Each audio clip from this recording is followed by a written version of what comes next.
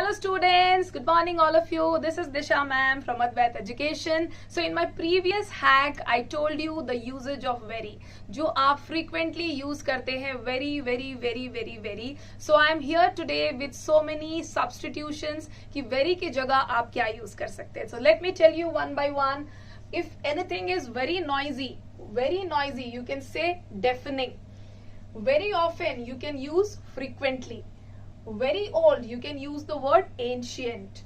Very poor, you can use impoverished. Very powerful, mighty. Very sad, sorrowful. Very shy, timid. So students, देखा आपने किस तरीके से हम very का usage टोटली बंद कर सकते हैं क्योंकि हमारे पास एग्जैक्ट अप्रोप्रिएट वर्ड्स होते हैं instead of using very with all the adjectives. ठीक है, सो इस तरीके से आप मेरे साथ जुड़े रहिए and I will be giving you such hacks every day. So start using these words today onwards: deafening, frequently, ancient, impoverished, mighty, sorrowful and timid. Take care. Bye bye.